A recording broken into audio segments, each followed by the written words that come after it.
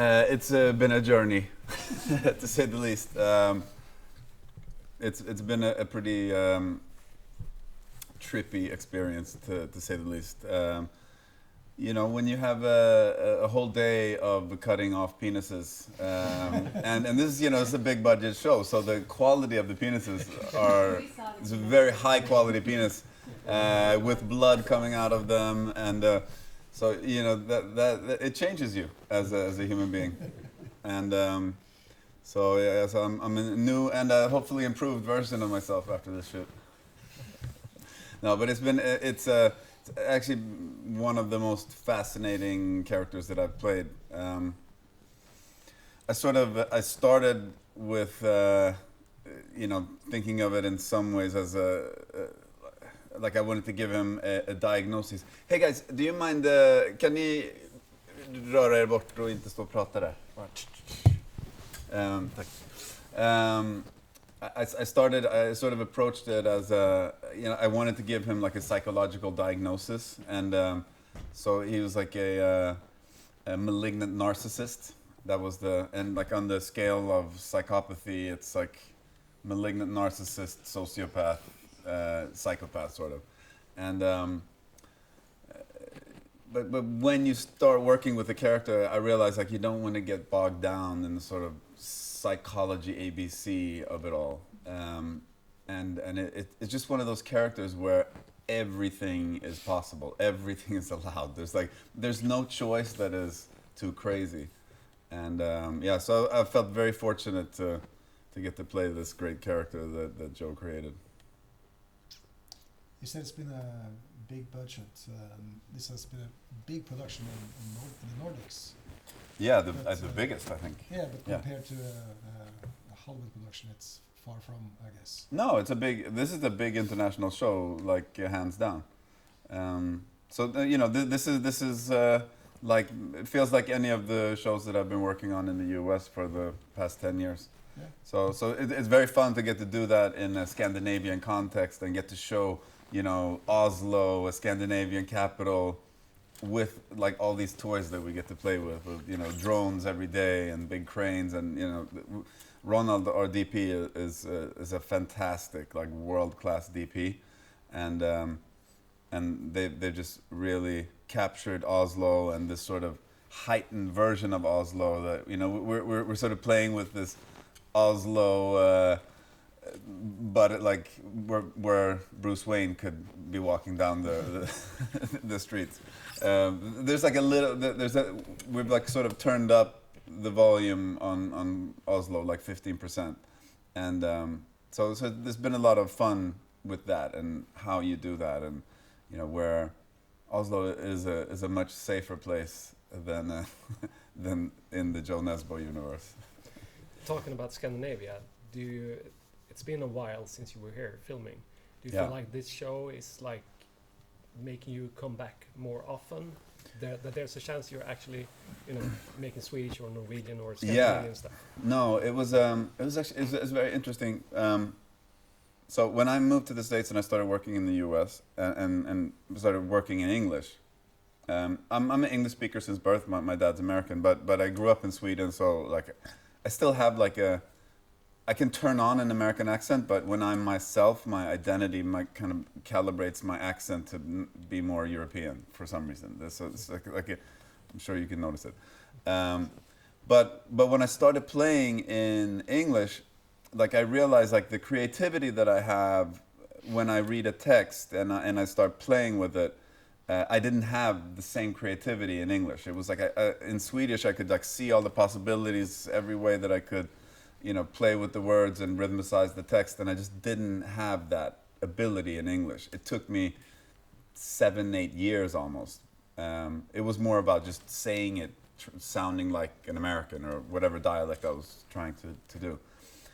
So when I'm coming back now, because I haven't played in Swedish for 14 years, I was afraid that it was going to be the reverse, and all of a sudden I was going to like struggle a little bit playing in Swedish, but that was not the case. It was actually, I realized like, oh, like I have another gear here, and then I actually got really angry with myself. I'm like, I've spent 14 years of my career not utilizing like a language that I actually know a little bit better than English. So I'm sort of made a decision, like a vow to myself, that I'm gonna do a project in Swedish at least every other year. Yeah. Were you familiar with the novels before working on this project? I wasn't actually. I mean, I know of Joe, and I'd seen a couple of. I'd seen Headhunters, and so I was sort of like vaguely familiar with the character. And then when I started reading, then I was like, oh, I remember hearing about it there and there, but I hadn't read anything myself until I got the job.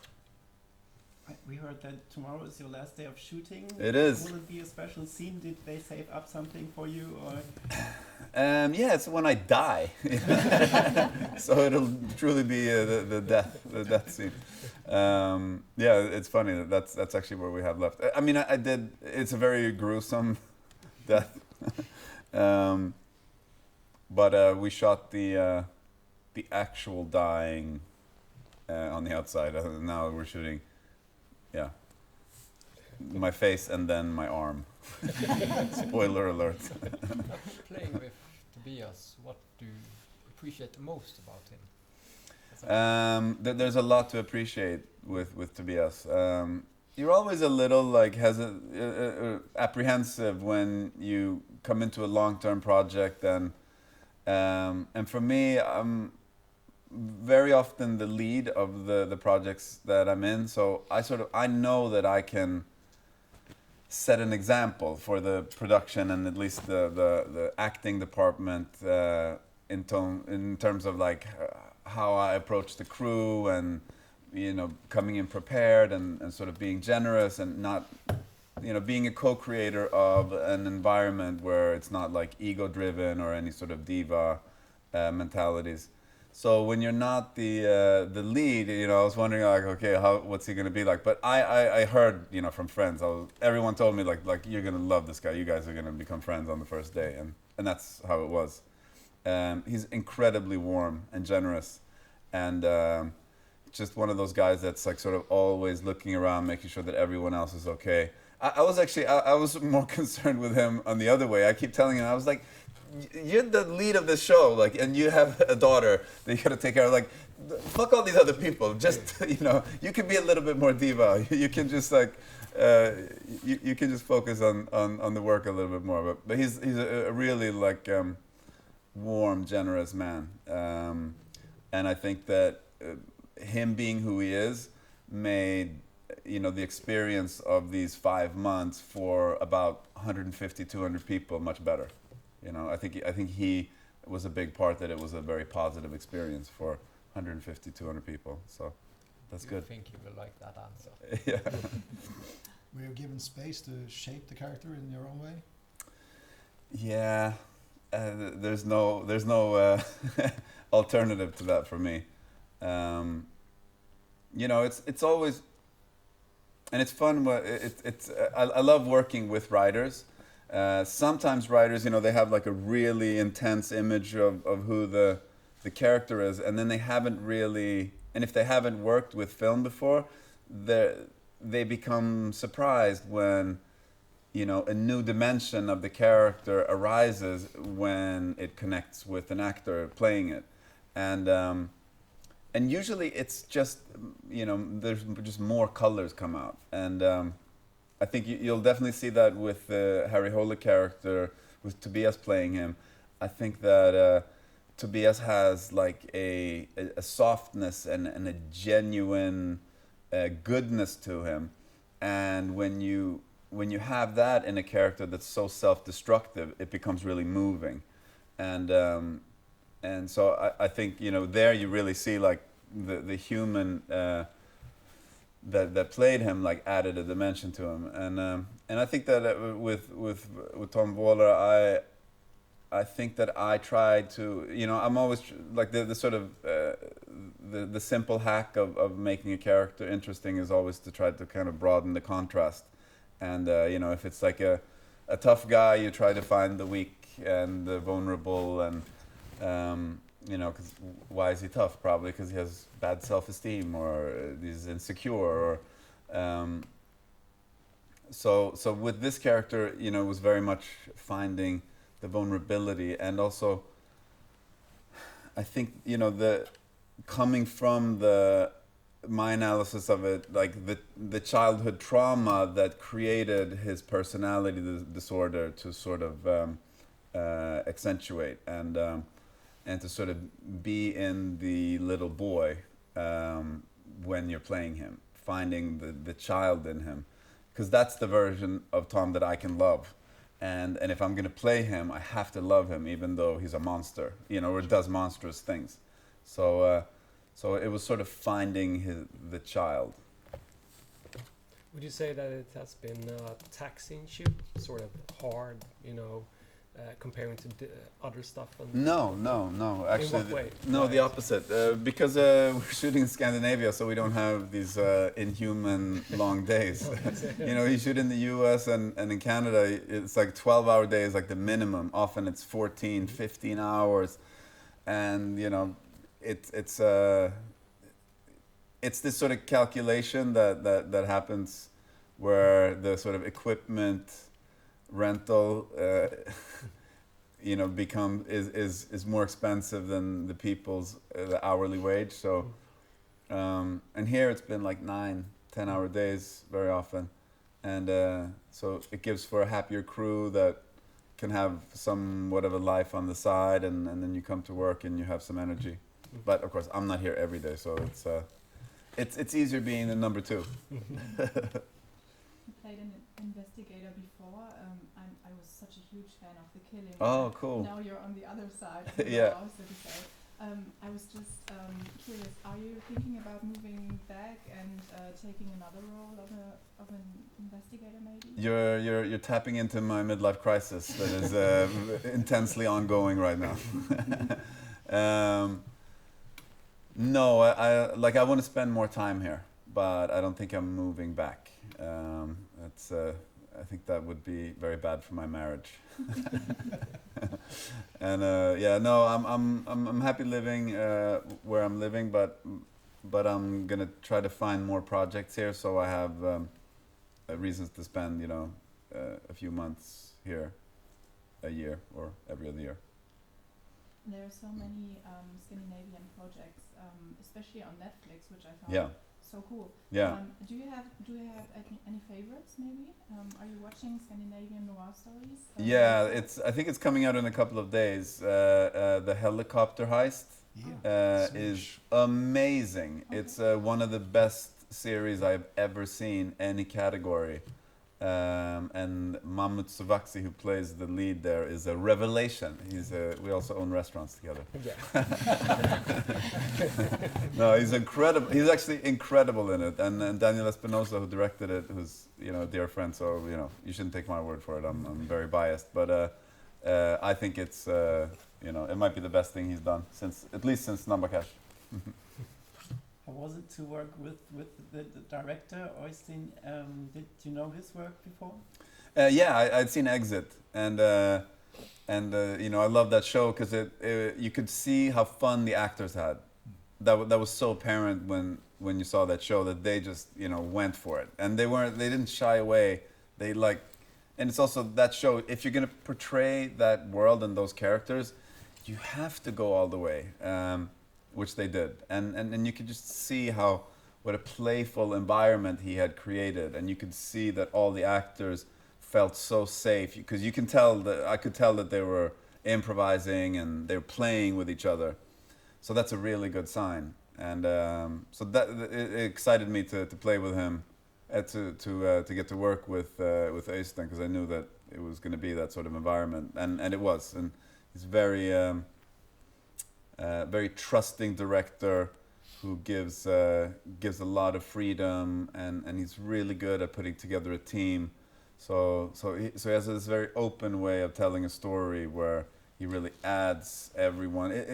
He really works without an ego, and it's really the best idea wins, and he signals that he's open to ideas from crew members, so he makes it like a collective creative process, which you know, when you're making films, you have a lot of storytellers, and you know, course, there are these, you know, single geniuses that sometimes, you know, make incredible films, but very often, you know, you lose all the other creative forces on set if you as a director think that you're the only one that's gonna have, you know, the ideas or the answer. So, and then you know, Anna Zachrisson, who is one of my favorite new directors.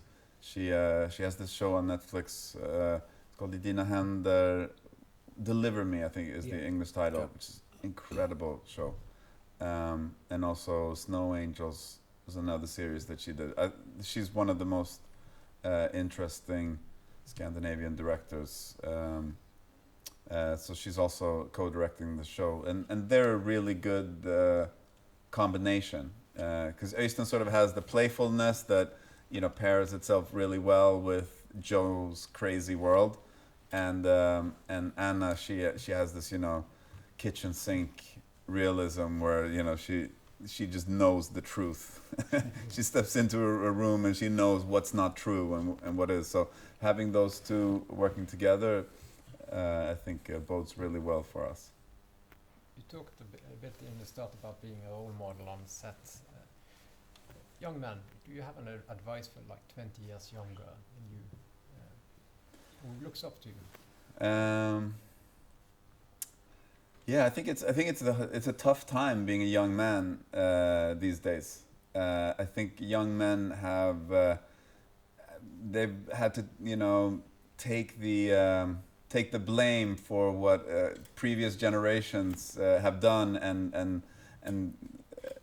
you know, so I think I think that there's statistics, like these are American statistics, but that, you know, young men are 4 times more likely to kill themselves than young women, and you know, I think it's you know, what's worked for me is to find something that I love, and to then be obsessed with it and not have a plan B. That's what worked for me. I found something that I felt like I had a intuition that it could really be something, and before, up until that point in my life, I hadn't really been good at anything. I'd been okay at things, but and then when I found this, I just decided, because it's a scary proposition becoming an actor in a way, because it's sort of like a high risk, high reward, and it's you know, it's a job where you always have to be asked to dance, and if nobody's asking you, it's kind of a nervous existence, and it's also because you are the person that is, you know, that's being rejected. It's very easy to take it personally, and can easily affect your confidence, and so, you know, it's you. I don't think you can afford to have a plan B. But I think that's good in general for life, to just like, if you find something, just like 100%, just obsess over it. Be obsessed, and just go for it, because you only live once. Like I'm in the middle of my midlife crisis now, so it's like the years are disappearing. You feel it. What are your coping mechanisms when it comes to this kind of rejection, which you can take very personally, as you said? How do you do it when it comes to it? For me, it's I you know, I could lie and say that, you know, I'll find a way to think that there's a reason for this, and but I think maybe there's something in my psychological constitution that makes it easier for me to sort of focus forward, and to it's sort of like sports psychology. It's like you have to the quicker you can get up, you know, the more successful you'll be. I think I really try to focus on the next thing. I find my next target. If I didn't get that, then I find my next target. That was when I was sort of more in pursuit of work. Now I'm more of like trying to choose, and of course that's really where you want to be, but then it becomes more. It's difficult in a different way. but it's also, you know, it's a perishable currency. So if you choose poorly, all of a sudden you don't have a choice anymore. or if you do a bad job, you know, you do a couple of bad movies, 3 bad movies in a row, then you might have to start fighting for it again, which might be a good idea. So yeah. We'll do 2 more questions, guys. Did you have to fight for this role in the casting process? Or? No, there wasn't a casting process for this. It was a scheduling process. So we had to figure out the schedule. There was a lot of fighting to figure it out, but we did. What was your obsession with this part? Well, I didn't really have an obsession with this part, but it was a. Now, when I'm choosing projects, I realize that if it doesn't scare me, I shouldn't do it, because you know, coming up as a younger actor, you know, you'd be nervous coming to set, you know, being on set with a director that, you know, and that nervousness is also fuel, and it's motivating, and it makes you want to work and stay up all night and think about it and put yourself in strange social positions because you're trying to learn the job or learn the character. And then after a while, as your career moves along, you become more confident. You've figured a lot of things out, and then it might not be so scary anymore. And then, you know, I come to set, and you know, it's nice to feel very confident on set, because that's an important part of acting, to be confident, to be relaxed, to not have stiff wrists. You know, like that's an important part of it. But you lose a bit of the fuel. So therefore, it's much more important to play characters that like I haven't done before, and where I feel like there's a real risk of failure, and if I don't really work hard, I will embarrass myself. So I think I need the danger of embarrassment.